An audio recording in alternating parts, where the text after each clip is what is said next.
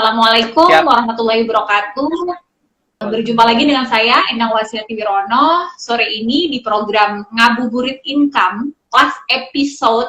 Ternyata 1 bulan itu cepet banget incomers, gak terasa. Kayaknya kemarin baru puasa pertama. Dan hari ini kita udah nyampe di Ramadan, 1 hari lagi besok terakhir, dan kita akan merasakan Lebaran Idul Fitri. Nah, sesuai janji, hari ini last episode kami menghadirkan Mas Dodi Zulkifli. Beliau adalah CEO dari Neima Brand Identity. Nah, beliau ini adalah pakarnya branding gitu ya, dengan 900 lebih portofolio klien dari 35 kategori bisnis dan sudah 19 tahun di brand experience gitu ya. Jadi bukannya baru mulai ya, sudah 19 tahun nih incomers. Nah, hari ini sesuai janji kami akan mengulas tentang gimana sih sebenarnya ngebangun brand dulu atau jualan dulu, atau bisa dua-duanya nih gitu ya. Karena kan kembali lagi bisnis kalau nggak ada cash flow, ngebangun brand terus juga lama-lama boncos gitu kan. Nah, tapi gimana sih, nanti kita coba minta ilmunya dari Mas Dodi untuk dua-duanya itu bisa inline, bisa jalan seperti itu. Nah, Mas Dodi, saya kan lumayan aktif ya mengikuti YouTube-nya Mas Dodi itu. Dari awal Mas Dodi bisnisnya itu dulu percetakan, ya kan? Terus percetakannya juga samalah berproses juga seperti itu, sampai akhirnya Mas Dodi itu build sendiri Neima Brand ini. Mungkin boleh diceritakan Mas milestone-nya sampai bisa hari ini. Oke. Jadi gini teman-teman ya. Mungkin saya mulainya juga di titik yang sama dengan teman di sini, yaitu mulai dari UKM. Yang dimana semua sudah terbatas, itu satu ya. Terbatas itu apa saja yang saya sebutkan semua itu apa saja? Satu, dari budget. Itu udah kelihatan lah, dari follower saya itu udah kelihatan. Isunya adalah budget kita terbatas. Oke, yang kedua adalah saya mulai dari titik yang sama. Apa itu? Pengalaman kita minim. Saya tahun 2001 belajar berbisnis, mulai berbisnis tahun 2001. Dan saya mulai tanpa pengalaman sama sekali. Dan saya yakin teman-teman pun yang mendirikan sebuah bisnis, ingin membangun brandnya, saya yakin pun juga memulai dari titik yang sama, yaitu tanpa pengalaman sama sekali. Tahun 2001 saya mulai, saya pengen mengupgrade ilmu pada saat itu, tapi nggak ada sarananya, Mbak Em. Kan beda kan sama hari ini aja Mbak Em udah sharing-sharing masalah brand, ngundang saya gitu. Mbak Em sharing-sharing bagaimana cara mendapatkan income dari properti dan dari tempat yang lain. Di zaman dulu, tahun 2001 saya mulai bisnis, nggak ada, IG Live ini nggak ada, seminar itu nggak ada, workshop itu nggak ada. Sehingga pada zaman itu kenapa UKM itu atau entrepreneur itu tumbuhnya sangat kecil sekali pada saat itu, karena memang ilmu itu experience, ilmu-ilmu kelas dunia gitu ya, ilmu-ilmu keren itu hanya di ruang lingkup terbatas. Dan itu yang saya alami itu tahun 2001. Makanya tahun 2001 saya berbisnis ya udah tanpa pengalaman, saya pengen belajar nggak ada medianya, ya udah saya otodidak aja. Coba sana, coba sini, saya baru tahu kalau ini jalan itu berhasil atau enggak, bukan dari buku tapi dari saya coba-coba sendiri. Oh, ini gagal, ini berhasil. Dan tahun 2003 alhamdulillah Allah kasih saya kebangkrutan ya. Itu menarik ya buat saya karena saya tahu oh ternyata saya menjalankan sebuah bisnis dengan pola tahun 2001 ternyata nggak berhasil. Pola apa itu yang membuat tidak berhasil? Yaitu kita ingin menjual segala macam hal. Misalnya kalau yang teman-teman agent properti ya, itu mulai dari gudang ada, dari rumah kontrakan ada, rumah kontrakan yang kelas 2 tipe 21 sampai tipe 500 ada semua gitu. Nah, itu yang saya lakukan dulu itu di percetakan. Semuanya palu gada, palu mau gua ada. Sampai sewa begu saya punya misalnya. Nah, memang sih itu bisa mendatangkan cash. Tapi dengan cara apa? Dengan cara kita harus menawarkan satu demi satu produk-produk kita. Nah, di situ ternyata yang membuat saya bangkrut tahun 2003. Saya berusaha menjual semuanya. Saya berusaha semakin lengkap pelayanan saya, semakin lengkap produk saya pikir itu semakin memudahkan customer, semakin buat customer happy. Tapi ternyata enggak. Kenapa enggak? Nyatanya tahun 2003 saya bangkrut kok. Artinya kan customer enggak happy dengan apa yang saya berikan pada saat itu. Nah, kemudian tahun 2003 tutup bisnis saya ikut bapak saya di properti. Jadi saya pernah lah di bidang properti itu selama 3 tahun sampai 2005. 2003 sampai 2005 akhir itu saya di properti, sehingga saya ngerti lah sedikit-sedikit tentang dunia properti. Kemudian tahun 2005 itu saya berpikir gini, ini kalau developer modelnya kecil-kecilan gini, modalnya nanggung, ini nggak bisa jadi bisnis, ini cuma dagang doang. Kayaknya saya nggak bakal kayak gini deh. Akhirnya tahun 2005 saya berhenti dari properti. Kemudian pada saat itu juga alhamdulillah saya belajar dari bukunya Jack Trout, Positioning Battle for Your Mind. Dan inilah buku pertama brand ya yang pertama kali saya pelajari.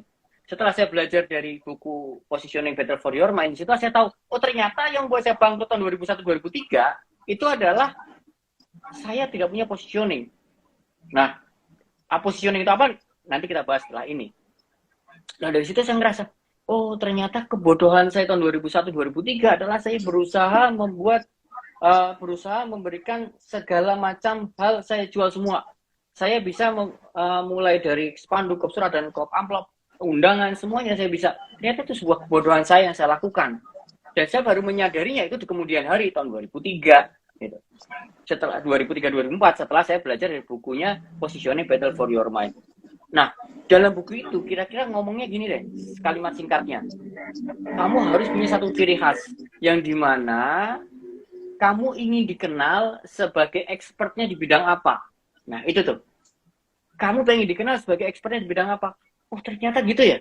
Berarti semua layanan-layanan itu nggak boleh saya jual. Nah, akhirnya saya belajar dari situ tahun 2005. Akhir saya buat bisnis baru namanya Derajat Celcius Printing. Masih percetakan juga. Tapi saya spesialis cetak warna tanpa minimal order. Ya, jadi spesialis cetak warna tanpa minimal order. Saya, Derajat Celcius, itu ahlinya cetak warna tanpa minimal order. Kalau kamu mau cetak banyak, saya bukan ahlinya. Kalau kamu mau cetak jumlah sedikit, warna, saya ahlinya, saya expertnya. Disitulah saya belajar yang namanya positioning. Oh ternyata begini caranya. Tadinya saya nggak tahu kalau itu cara itu berhasil, tapi saya coba-coba aja dulu.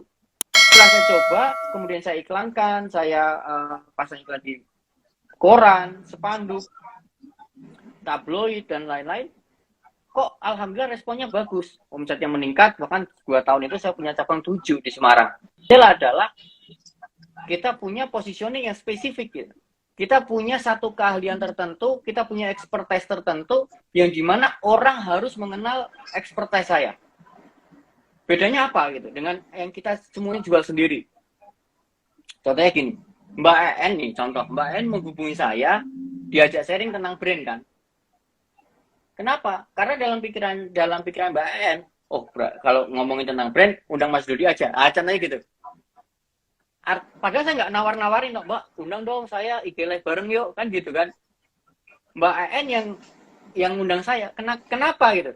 Karena nama saya, nama Dodi Zulkifli sudah ada di pikirannya Mbak En bahwa Dodi Zulkifli ada expertise tentang brand. Kalau ada masalah brand, kalau ada kebutuhan tentang brand, kalau ada mau sharing tentang brand, nah itulah yang disebut dengan positioning.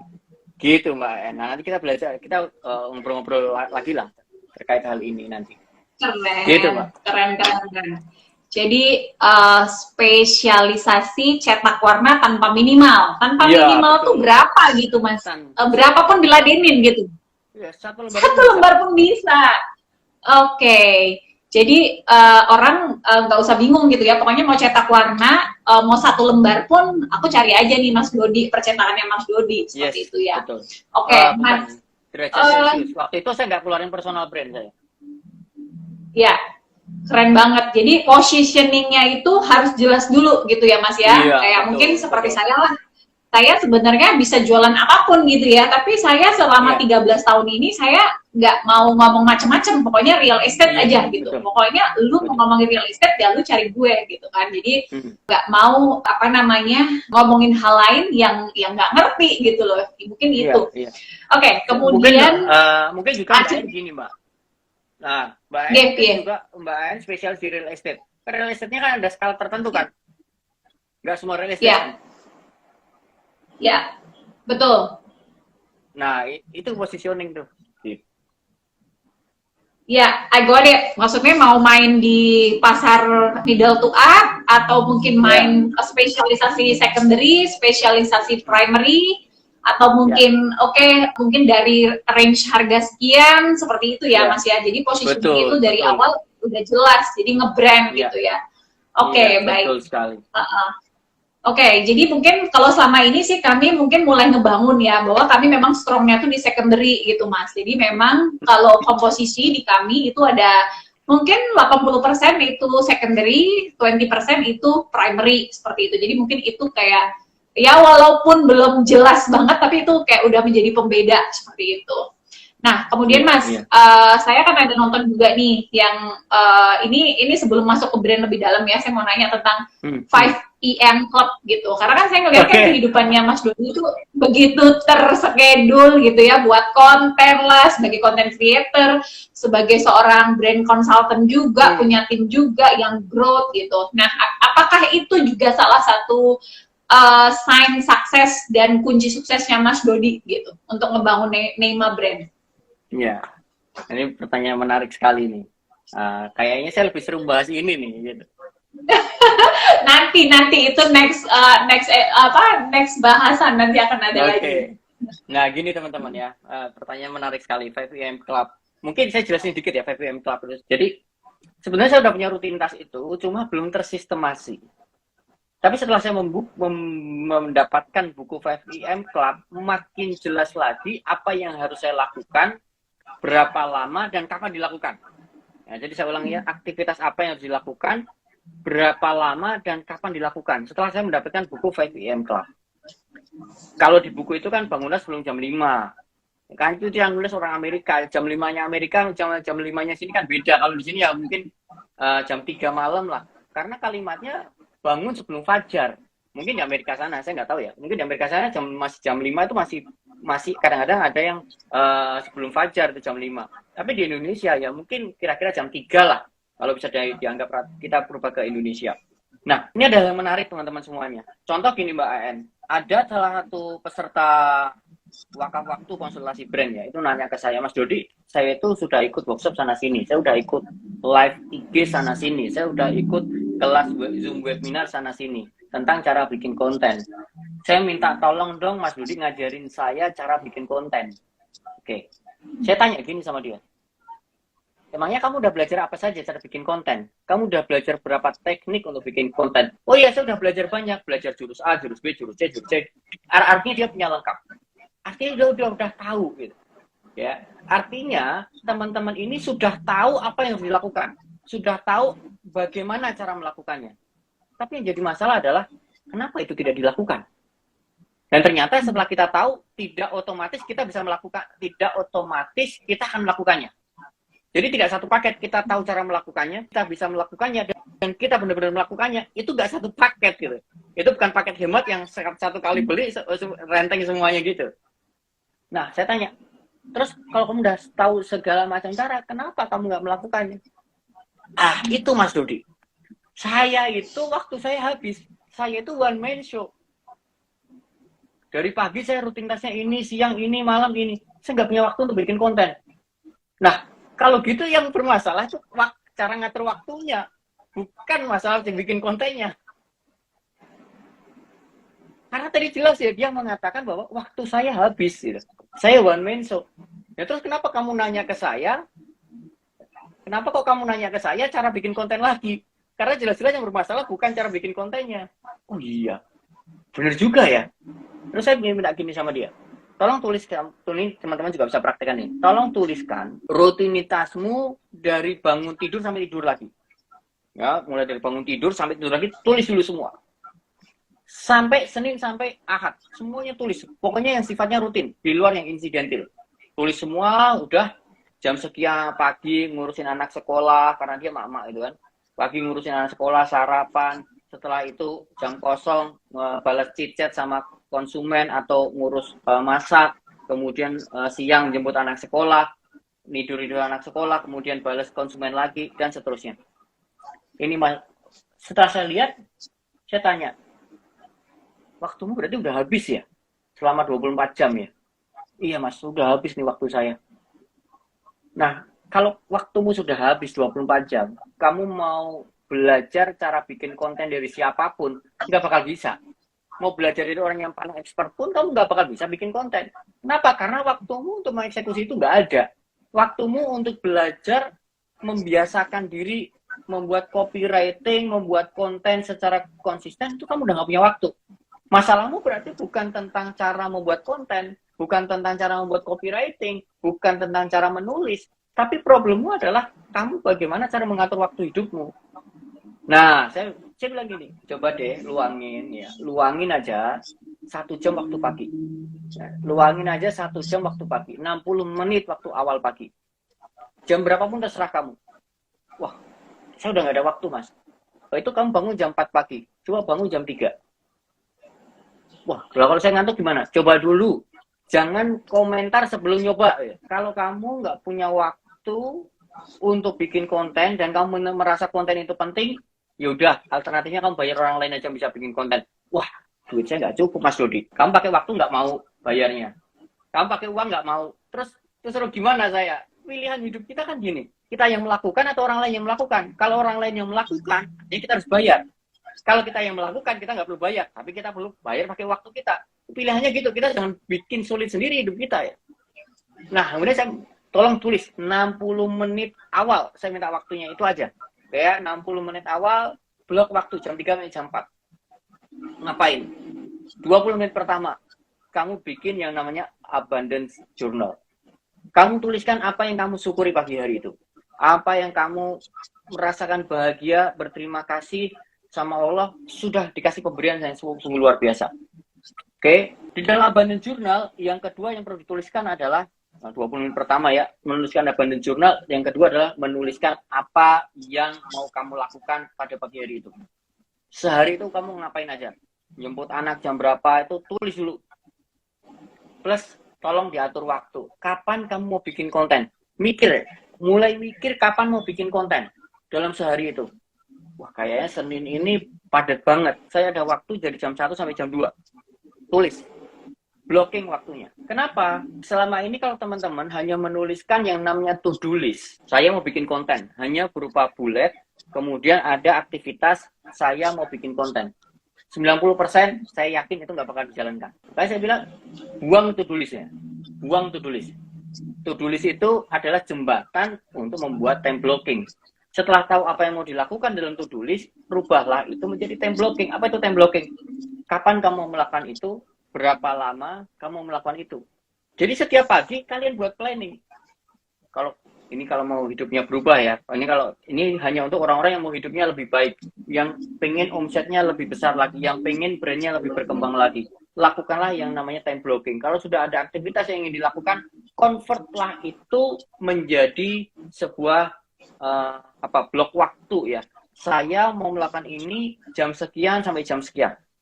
Kapan mau dilakukan dan berapa lama dilakukan. Itu kunci esensi di time blocking. Oke, jam 1 sampai jam 2 saya mau bikin konten. Udah, kunci waktunya. Sehingga kita benar-benar mengunci pada jam itu untuk melakukannya. Itu 20 menit pertama. 20 menit kedua, setelah itu kamu belajar. Pada hari kamu isunya atau masalahmu yang sedang ingin selesaikan apa sih dalam kehidupanmu? Di hari ini, di saat ini, di momen-momen dekat ini. Oh, tentang cara bikin konten. Sudah 20 menit kedua, kamu belajar setiap hari bikin konten. Belajar dari manapun. Boleh dari podcast, boleh dari YouTube, boleh dari buku, dari manapun. Yang penting 20 menit kedua kamu belajar. Karena masalah itu hadir di dalam hidup kita. Penyebabnya adalah karena kita belum tahu cara menyelesaikannya. Kalau kita udah tahu cara menyelesaikannya, itu nggak akan jadi masalah. Nah, makanya dengan cara rutinitas kedua, yaitu belajar, itu gimana cara kita bertumbuh supaya masalah-masalah yang kita selesaikan adalah masalah-masalah yang itu masalahnya makin besar dan di diri kita makin besar lagi. Belajar. Yang ketiga adalah olahraga. 20 menit ketiga terakhir adalah olahraga. Mau olahraga apapun, mau lari, mau jalan kaki, nggak punya sarana treadmill, pokoknya olahraga deh. Pokoknya berkeringat 20 menit aja. 20 menit aja. Adik saya dokter. Alhamdulillah saya itu sering kontrol teman-teman. Saya tiap pekan itu kontrol gula darah, kolesterol, sama asam urat. Ya alhamdulillah alhamdulillah saya kontrol setiap pekan, setiap hari Senin. Itu rutinitas saya, ritual saya. Dan alhamdulillah hasilnya itu masya Allah normal. Hampir selalu normal. Padahal di saat makan saya kan agak bukan sembarangan ya. agak bebas gitu, agak liar ya. Nah,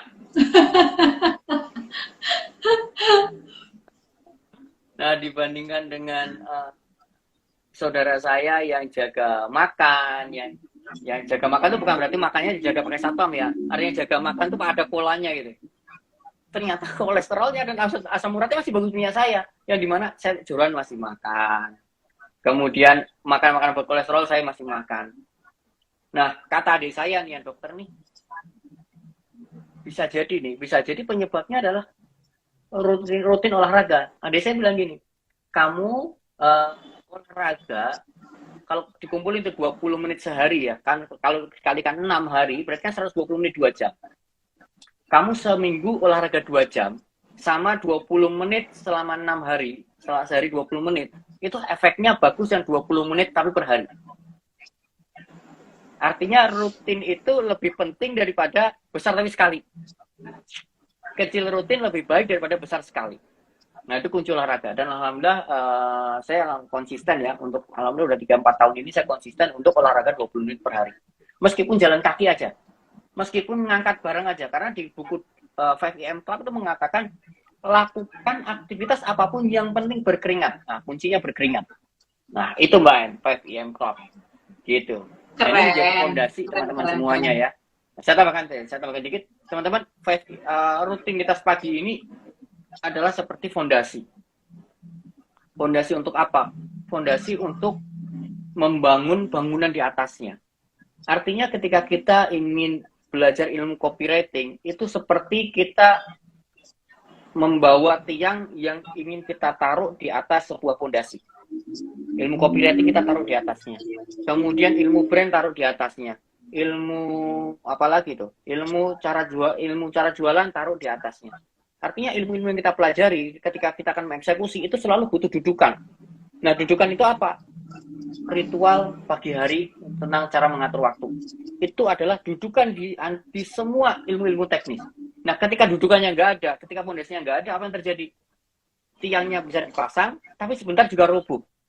Anda sendiri saya yakin teman-teman sini sudah pernah merasakannya. Ketika fundamental rutinitas ritual pagi tentang cara mengatur waktu belum beres, habis belajar ilmu copywriting, dia terapkan sehari 2 hari, habis itu hilang lagi, balik lagi ke kondisi lama. Kenapa? Karena begitu tiang dipasang di tempat yang tidak ada fondasinya, dia cepat roboh. Seperti halnya Anda belajar eksekusi tanpa fondasi yang cukup kokoh, maka itu tidak akan bertahan lama ilmunya. Gitu. Keren banget. Anyway, yang habis saya nonton YouTube-nya Mas Dodi itu beneran ngerubah hidup saya langit dan bumi sih. Jadi saya beli bukunya, Mas. Saya beli bukunya. Terus kemudian saya baca, terus saya mulai merubah gitu. Saya mulai merubah hidup saya. Jadi saya tuh juga ngelihat orang-orang hebat yang mereka bangunnya itu jam 3 subuh. Itu contohnya siapa tau nggak? Pak Hotman Paris. Bang Hotman Paris itu bangunnya jam 3 subuh. Jadi kalau jam 3 subuh WA-nya beliau tuh udah on gitu. Kalau mau cari beliau yang posisinya enak ngomong tuh jam 3 subuh. Terus ada satu bos juga di Palembang namanya Pak Robi Hartono, Pak Afat, itu bos otomotif terbesar di sini, sama jam 3 subuh itu sudah selalu on. Jadi memang saya ngelihat orang-orang hebat yang fundamental dirinya dan bisnisnya itu kuat gitu ya, memang mereka memulai 5am Club-nya itu memang betul-betul dipraktekin gitu, Mas. Jadi betul banget itu tuh sebagai kayak fondasi gitu ya. Lu mau naruh apapun, lu mau benerin bisnis, lu mau belajar ilmu-ilmu skill yang lain, tapi kalau fundamentalnya nggak dibenerin dulu susah gitu. Dan alhamdulillah, apalagi sampai pandemi ini saya juga sama. Olahraga itu no off, paling 3 hari sekali, saya 1 harinya itu off ya, jadi nggak workout, 1 hari itu untuk kasih muscle kita istirahat gitu. Keren banget Mas Dodi. Jadi bonus ya teman-teman, hari ini nggak bahas brand, tapi bagaimana fundamental ketika kita mau bangun brand kita lebih baik itu udah dikasih sama Mas Dodi. Oke, Mas, bicara tentang brand, is brand same with logo? Is brand same with logo? Beda. Itu dua makhluk yang berbeda cukup jauh sekali ya. Logo adalah bagian dari brand, iya. Tapi logo tidak sama dengan brand. Analoginya gini deh teman-teman ya. Kalau logo brand itu adalah dianalogikan manusia ya. Kalau andai kata brand itu dianalogikan manusia, berarti kan manusia itu ada tangannya, ada kakinya, ada wajahnya, ada bajunya, ada yang dia pakai, ada jiwanya di dalamnya, ada rambutnya, semuanya itu ada, itu keseluruhan itu adalah brand. Dia punya kehidupan, dia punya personality, itu adalah brand. Sedangkan logo ada di mana? Logo itu ada di wajahnya. Jadi first impressionnya seseorang dari logo, iya. Karena wajah itu kan pertama kali dilihat oleh orang lain. Jadi bagaimana cara merepresentasikan brand kita paling cepat ya, salah satunya melalui logo. Karena logo itu adalah, orang kalau ngobrol kan yang dilihat wajahnya. Nah, kira-kira seperti itu Mbak En. Jadi logo itu adalah semacam wajahnya kalau di dalam brand. Gitu. Oke, so logo is part of the brand gitu ya. Nah, Betul. kemudian secara lebih simpelnya membahasakan brand ini apa Mas? Rohnya kah atau apa gitu? Oke. Mungkin lebih simpelnya Mas Dodi bisa kasih kita nggak gitu? Oke. Brand itu apa sih? Ada banyak definisi tentang brand. Kalau mau pakai, saya punya 3 definisi nih. Definisi yang rumit, umum, simple. Yang mana nih mau dipakai? Oke, kalau yang versi rumit dulu. Versi rumit itu yang, coba nanti cari di Google. Brand adalah definisi menurut AMA, Asosiasi Marketing Amerika. Apa itu definisinya? Brand adalah sebuah atribut, logo, atau simbol, atau apapun yang tujuannya adalah untuk membedakan produk dan jasa Anda dibanding kompetitor. Nah, itu definisi paling rumit gitu ya. Itu benar, definisinya itu benar. Tapi saya tidak menggunakan itu. Yang kedua adalah definisi menurut definisi paling umum. Itu yang disampaikan oleh Steve Jobs. Brand is simply trust. Brand itu adalah cara membangun trust yang cepat, yang paling simple. Itu definisi yang paling umum. Saya juga nggak pakai definisi ini. Nah, saya pakai definisi yang ketiga dari guru saya, mentor saya Pak Subiakto. Brand adalah nama ditambah dengan makna.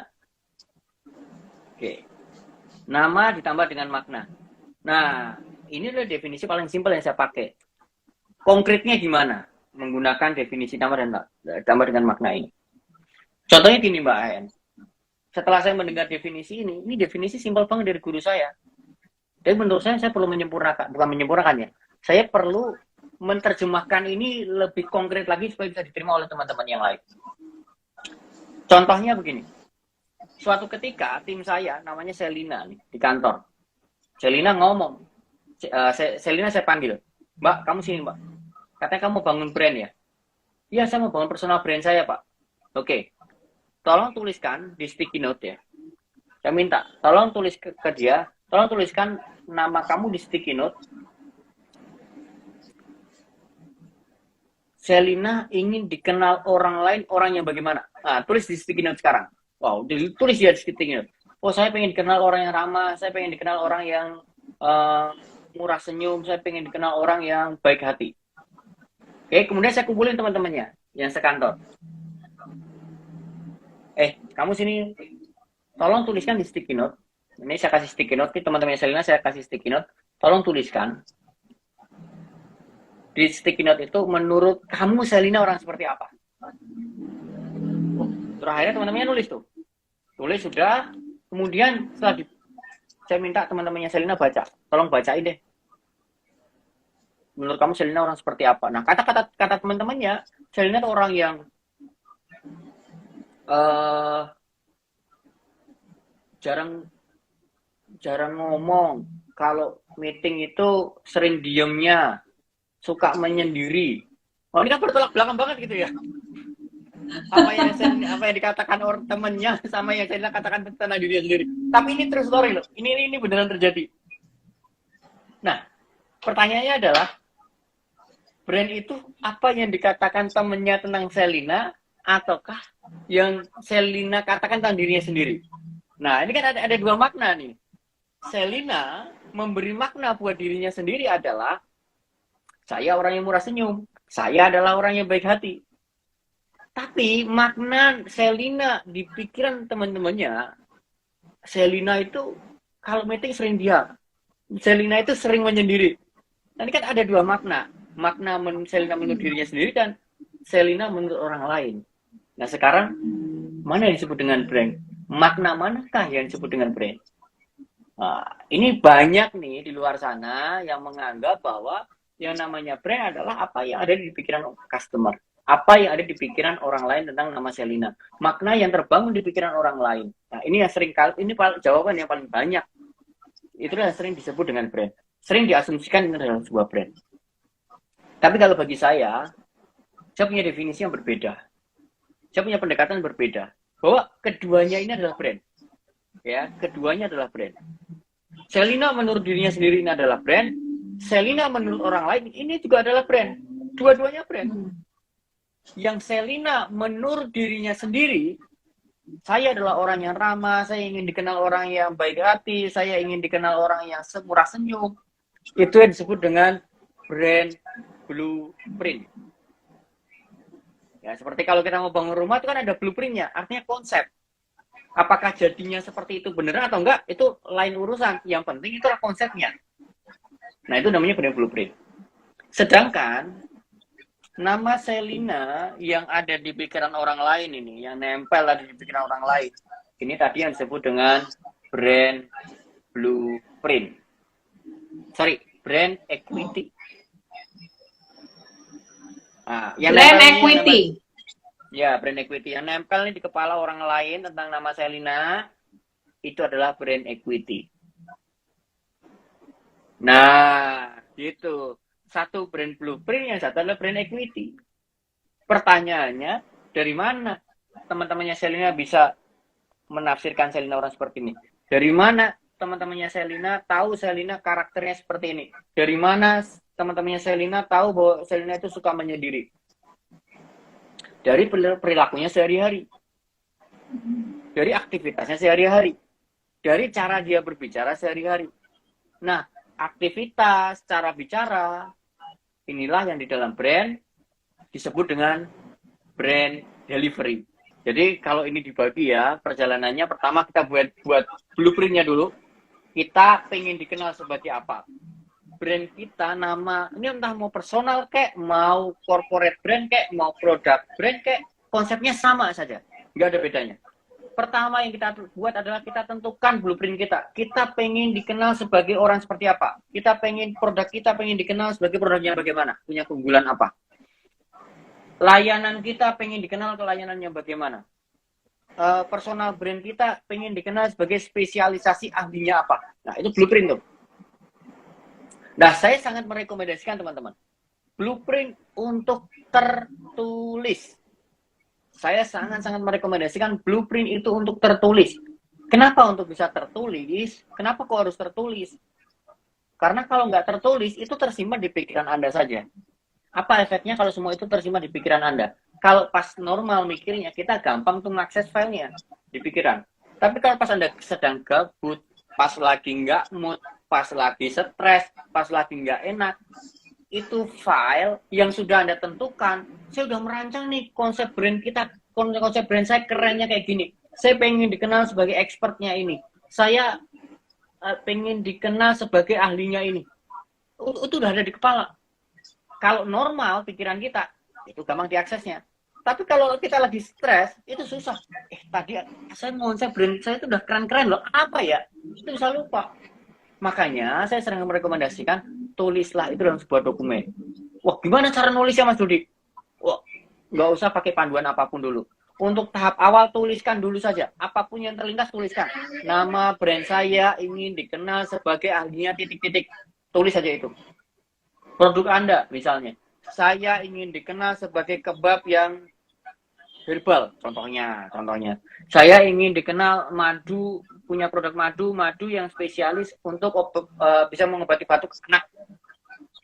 Saya ingin dikenal sebagai agent properti, maklar tanah yang minimal luasnya 1.000 sampai 3.000. Nah, apapun itu. Anda punya definisi itu terlebih dahulu. Yang pertama, brand blueprint. Setelah itu yang kedua adalah Anda lakukan namanya brand delivery. Sudah dapat konsepnya, udah tahu arahnya, konten Anda harian di Instagram, yang diomongin, yang diobrolin, itu ya sesuai blueprintnya. Kalau Anda memang spesialisasi tanah yang 1000 sampai 2000, ya udah bikin kontennya tentang itu aja. Cara menghitung pajak tanah 1000 meter. Kalau tanahnya 2000 meter, pajak-pajak apa saja yang harus kena. Ini loh, kalau kamu beli tanah yang 2000 meter, apa saja yang harus diperhatikan. Di mana letak kesalahan orang beli. Nah, semua konten-kontennya, brand delivery-nya, ngomongin tentang blueprint kita. Nah, kalau kita udah membuat blueprint, kita udah melakukan brand delivery, yang ketiga, insya Allah akan tercipta yang namanya equity di pikiran customer. Kita dikenal sebagai expertnya titik-titik-titik. Gitu, Mbak En. Ini 3 fase menciptakan brand versi NEMA W. Ini versi yang paling terstruktur, sistematis, yaitu runtut.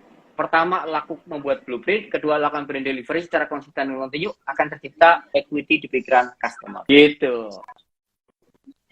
Mantap. Ini daging banget, swear. Jadi pertama kali tentukan blueprint dulu, teman-teman ya. Kalau teman-teman realtor, itu mau dikenal sebagai siapa gitu ya. Misalnya saya realtor khusus untuk apartemen mewah, ya kan, yang harganya minimal 10 miliar. Yeah. Terus kemudian lakukan brand delivery, ya berarti listingannya pun harus apartemen yang minimal 10 miliar, ya kan. Kemudian konten-kontennya everyday bahaslah tentang apartemen 10 miliar, ya kan. Gimana sih sakit kepalanya orang-orang yang punya apartemen 10 miliar, yang kira-kira target market 10 miliar itu sakit kepalanya apa, itu yang akan dibahas gitu ya. Yes. Apa yang mungkin mereka tanyakan gitu ya. Terus nanti setelah itu kan brand kita kan terdeliver. Nah setelah terdeliver nanti kita tuh akan dari halayak, dari masyarakat atau dari si target market itu akan memberikan brand identity. Oh, Endang adalah realtor, Endang adalah seorang real estate agent yang jualannya adalah apartemen minimal 10 miliar atau memang high end apartment seperti itu. Aduh, keren banget, Mas. So, sebenarnya corporate brand atau personal brand itu sebenarnya prosesnya, stepnya tuh sama ya, Mas ya? Sama aja. Sama ya. Bedanya. Oke. Sama. Ya. Oke, Mas. Terus bicara orang kan ngomong. Ya. Oke, ini teman-teman semua, saya mau kasih quiz nih buat teman-teman semua yang dengerin ya, yang mau kasih brand blueprint, delivery sama equity. Mana yang membuat customer ingin membeli produk kita atau jasa kita atau layanan kita? Bagian yang mana ya? Blueprint-nya kah? Delivery-nya kah? Atau equity-nya kah? Nah, silakan tulis di komentar. Nah, tulis ya, komen ya. Nanti dapat hadiah apartemen dari Mbak En ya, katanya ya. Siap, kuncinya dulu. Nanti akan dapat buku deh. Saya akan hadiahkan buku. Saya akan hadiahkan buku nanti ke teman-teman. Actually, saya lagi nulis buku. Saya lagi nulis buku tentang real estate agent industry. Nah, nanti saya akan kasih hadiah buku spesial dari saya. Gitu. Mantap. Oke, Mas. Mas. Terus kemudian kan ada yang ngomong bahwa brand tadi kan adalah nama dan makna. Nah, makna ini kan bisa kita bilang itu adalah story. Nah, how to build the story tadi kan udah ditentukan blueprintnya. Nah, salah satu pada saat melakukan brand delivery itulah yang ada namanya story yang dibangun. Betul. How to create the story yang cocok dengan si blueprintnya tadi gitu, Mas. Oke, bagaimana cara membuat story yang sesuai dengan blueprintnya? Nah, ini saya cek jawaban dulu. Oke, ada yang jawab equity, ada yang jawab delivery ya. Ya, jawabannya adalah di equity-nya. Yang membuat customer membeli adalah equity-nya. Apa yang sudah tercipta di pikiran customer, itulah yang membuat customer membeli. Ada yang mengatakan, loh, kenapa kok nggak delivery, Mas Dodi? Itu kan yang membuat equity delivery. Benar, yang membuat customer tercipta equity adalah delivery. Tetapi, respon yang muncul di pikiran customer karena adanya delivery Anda, itulah yang disebut dengan equity. Kalau delivery Anda nggak nancep di pikiran customer nggak akan beli. Simpelnya demikian. Oke, sekarang bagaimana supaya ini melanjutkan apa yang disampaikan pertanyaan Mbak Ayan. Gimana kita membuat story, gimana kita melakukan brand delivery, supaya makna yang kita tetapkan, yang kita harapkan kita buat di blueprint tadi terpindahlah di pikiran customer. Karena brand delivery adalah proses transfer blueprint ke pikiran customer. Kalau nggak ada delivery, nggak akan ada proses transfer. Blueprintnya selamanya ada di meja kita. Blueprintnya selamanya ada di kertas, ada di dokumen kita. Nggak akan pindah tuh. Bisa pindah kalau ada proses transfernya dari blueprint dokumen ke pikiran customer. Nah, prosesnya delivery. Salah satunya adalah melalui storytelling. Apakah hanya storytelling aja? Enggak, tapi ada beberapa cara-cara lain. Tapi salah satunya melalui storytelling. Nah, bagaimana cara membuat story ya? Ini tergantung nih. Kalau di saya, begini, Mbak AN, menurut Mbak AN ya, apa sih yang buat customer membeli? Tadi memang equity. Equity semacam apakah yang harus ada di pikiran customer supaya customer mau membeli sebuah produk atau sebuah jasa? Nih, contoh Mbak AN atau teman-teman yang lain sini boleh jawab deh pertanyaan saya. Kalau Anda bisa menjawab ini, kalau Anda pahami ini, saya yakin mudah sekali untuk bikin story nanti. Ketika saya ngerasa Mas Dodi bisa beresin gitu sakit kepala saya, gitu loh. My problem, gitu. Ketika Mbak EN merasa bahwa saya bisa membereskan pusingnya Mbak EN, maka Mbak EN harus beli produk saya. Kira-kira gitu ya Mbak EN ya? Iya, iya. Nah, statement itu benar. Keren, jawabannya tepat sekali. Jadi kalau kita bedah ya, apa yang dikatakan Mbak En tadi, apa yang dikatakan Mbak En, ada dua komponen. Apa itu? Trust dan need. Satu, saya percaya kepada Mas Dodi. Selama Mbak En nggak percaya, nggak bakalan beli dari saya. Saya yakin di properti juga demikian Mbak En ya. Kalau nggak ada trust, nggak bakal bisa transaksi kan?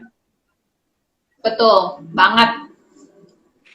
Apalagi properti yang mahal banget itu, mahal premium itu pasti trustnya tingkat tinggi banget gitu ya. Satu, trust. Betul. Yang kedua, yang kedua adalah customer akan membeli dari kita apabila statementnya seperti yang disampaikan Mbak En. Saya percaya kepada Mas Dodi karena bisa menghilangkan sakit kepala saya. Artinya Mbak En punya problem, punya kebutuhan obat sakit kepala gitu. Selama obat sakit kepala, selama Mbak EN tidak sakit kepala, tidak membutuhkan obat sakit kepala, maka Mbak EN nggak akan beli dari saya. Meskipun Mbak EN percaya sama saya. Jadi saya ulang nih ya teman-teman ya. Jadi dua hal yang membuat customer membeli. Yang pertama, percaya bahwa bahwa sebuah brand bisa menyelesaikan masalahnya. Bahwa brand ini memang expertise-nya di bidang tersebut. Yang kedua, selain percaya juga butuh. Kalau customer nggak merasa butuh, nggak punya problem yang bisa diselesaikan pakai keahliannya brand tersebut, maka customer juga akan beli. Contohnya gini, biar gampang. Teman-teman di sini kenal sama IKEA, kenal sama Informa. Contohnya nih misalnya, IKEA promo tanggal lipat 90%. Apakah semua orang pasti beli? Enggak kan? Yang beli adalah yang merasa butuh. Walaupun kita percaya sama IKEA, tapi kalau kita nggak merasa butuh tanggal lipat yang sedang dijual sama IKEA, kita nggak akan beli. Nah, maka kita butuh dua hal ini. Kita percaya sama brandnya, customer percaya sama brandnya. Yang kedua adalah butuh terhadap produk yang dijualnya. Nah, dua hal inilah yang membuat customer membeli. Nah, pertanyaannya sekarang gini. Story untuk membuat orang merasa butuh dan story untuk membuat orang percaya itu dua story yang berbeda, itu dua konten yang berbeda, gitu. Nah contoh kita misalnya bilang kita mau membuat story untuk membuat orang percaya sama kita. Ya, kita bahas ini dulu prinsip-prinsip utamanya dulu ya. Story membuat orang percaya sama kita. Apa yang dilakukan? Yang pertama untuk membuat orang percaya sama kita adalah kita mulai dari tempat yang sama. Itu adalah pintu masuk yang paling gampang membuat orang percaya. Seperti tadi ini saya buka nih tadi apa yang saya buka di awal tadi nih. Rahasianya nih teman-teman ya. Tadi saya waktu pembuka di awal saya ada kalimat saya memulai dari posisi yang sama dengan teman-teman. Dimulai dari UKM yang tanpa modal, tanpa pengalaman.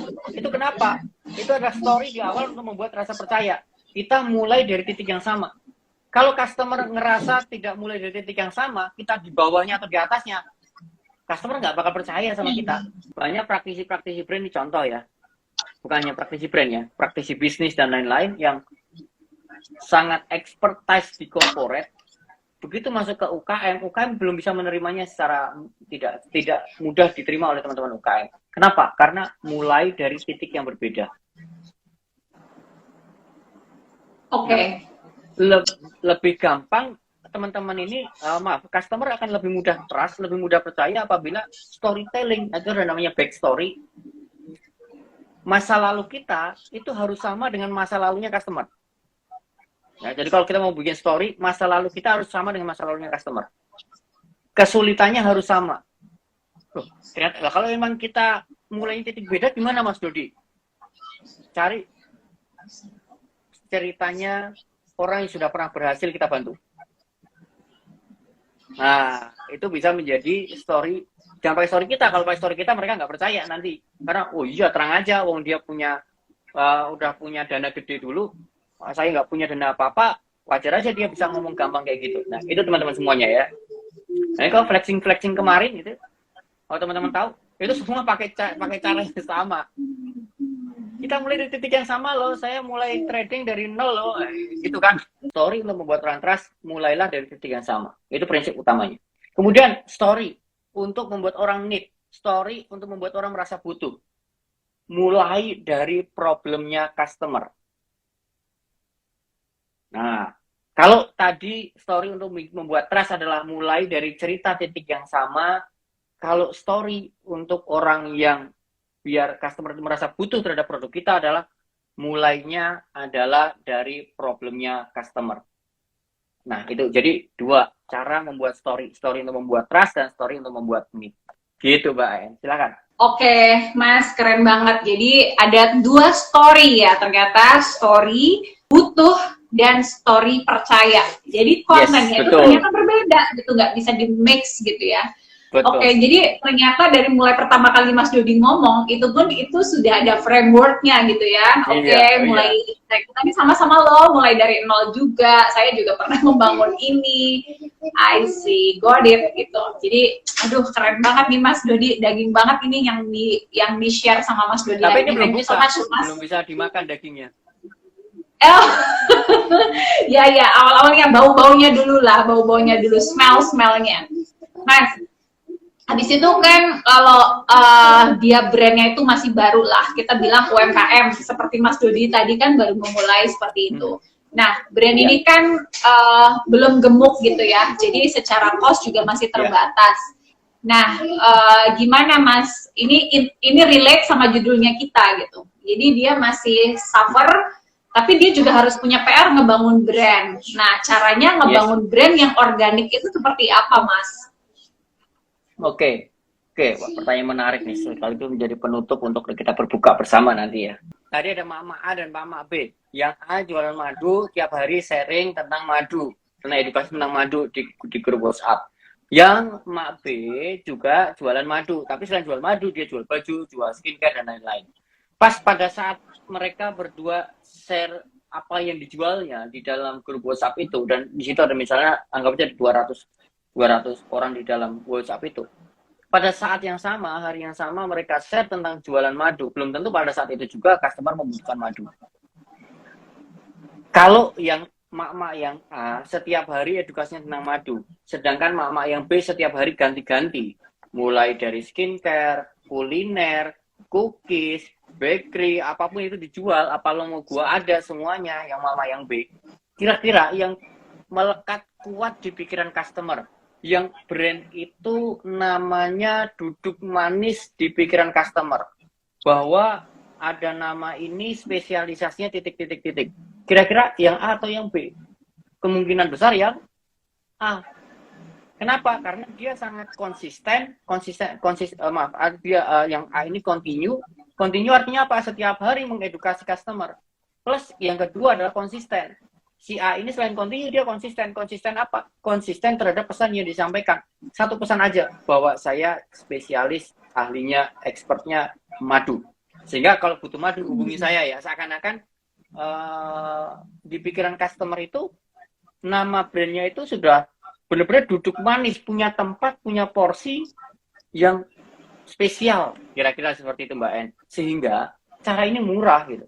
Yang kita butuhkan hanyalah leadership bahwa kita harus fokus. Ya. Brand-brand besar itu bisa besar karena mereka fokus. Gitu. Nah.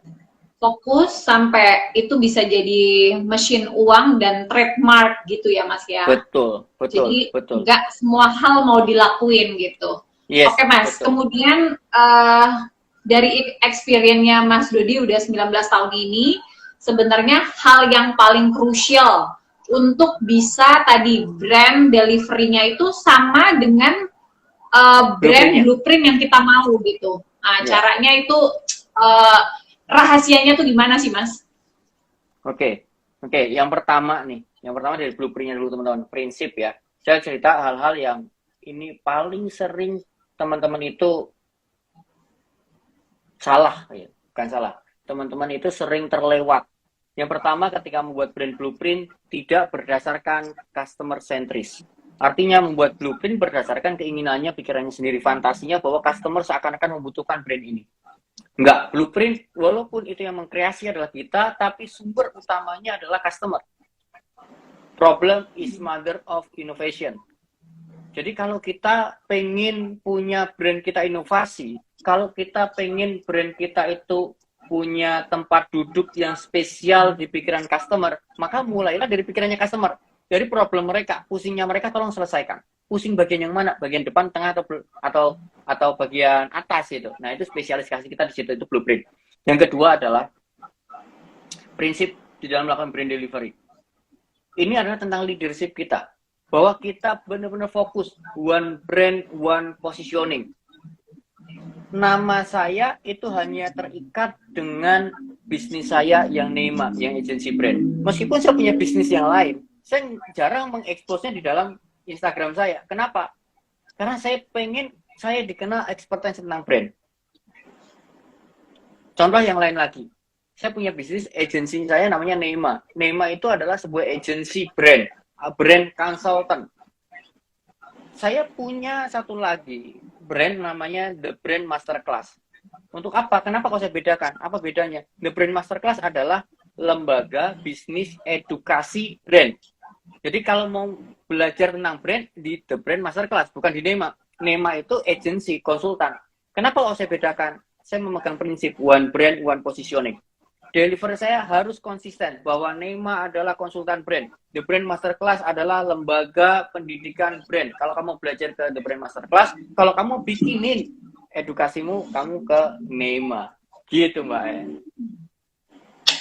Oke, jadi leadership ya. Jadi jangan semua mau. Jadi intinya kalau udah netapin brand blueprint-nya apa, ya udah fokus di sana seperti itu. Terus kemudian problem is the mother of innovation. Jadi selalu mulai dari sakit kepalanya si target market kita tuh apa, solve it, yaitu itu akan jadi rahasia untuk kita bisa memenangkan brand kita gitu ya.